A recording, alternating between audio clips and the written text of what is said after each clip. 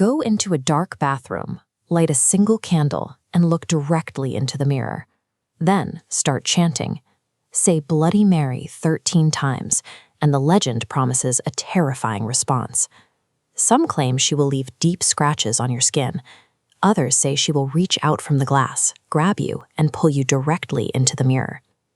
In 1978, a folklorist named Janet Langlois decided to track down this widespread oral tradition.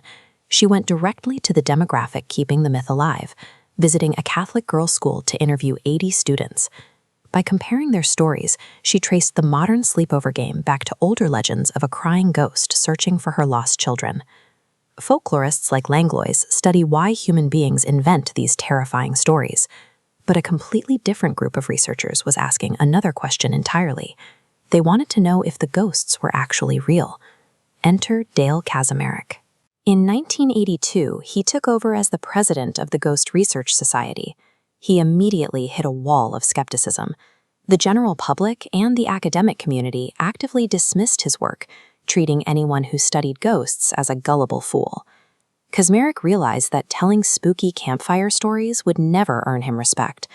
To legitimize the supernatural, he had to translate anecdotal ghost stories into a universally trusted language, science.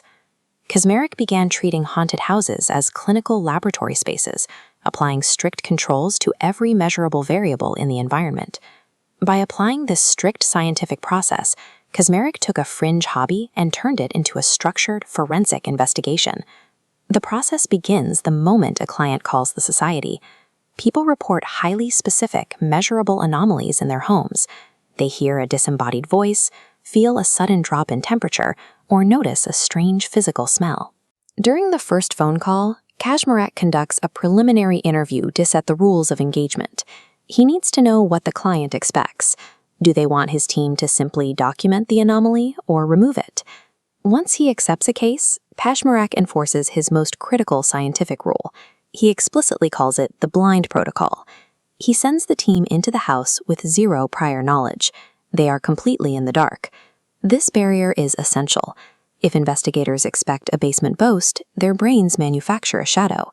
Remaining blind eliminates bias, forcing them to rely strictly on raw physical data. The team conducts a thorough physical inspection of the property, slowly sweeping the rooms and logging all their observations in total isolation. Only after their data is fully recorded are they allowed to speak with the homeowner and compare notes. This deliberate separation isolates the findings, allowing Kaczmarek to check for direct correlations between the independent datasets without the risk of mental suggestion contaminating the results. Kaczmarek doesn't limit this methodology to private living rooms. He takes his scientific lens directly into the urban environment of Chicago's South Side. One of his primary targets is a specific stretch of 95th Street. Here, a busy section of pavement cuts directly through a dark forest, intersecting a local horse trail. Over the years, riders from nearby stables have had to navigate this dangerous crossing. Fast-moving cars have repeatedly struck and killed both horses and their riders in the dark. Late at night, a driver is heading down this road. Suddenly, a horse and rider appear directly in their headlights. The driver slams on the brakes, bracing for an inevitable collision. But when the car stops and the terrified driver looks closer, the road is completely empty. The horse and the rider have vanished into thin air. These reports do not happen randomly. They cluster specifically at the 95th Street intersection, providing ghost detectives with a geographically isolated, repeatable anomaly to study. Kaczmarek uses these highly active locations to educate the public.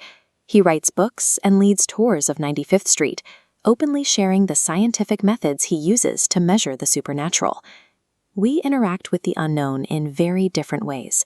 School children test their courage by chanting to a mirror in a dark bathroom, while everyday commuters slam their brakes for phantoms on a city street. Kaczmarek proves that applying strict rules and cold logic doesn't ruin the mystery of a ghost story. It shows that these anomalies occur with enough consistency to demand serious investigation. You may not believe in the supernatural, but the next time you feel a sudden, unexplainable drop in temperature in your own home, you have to ask yourself what exactly your senses are measuring.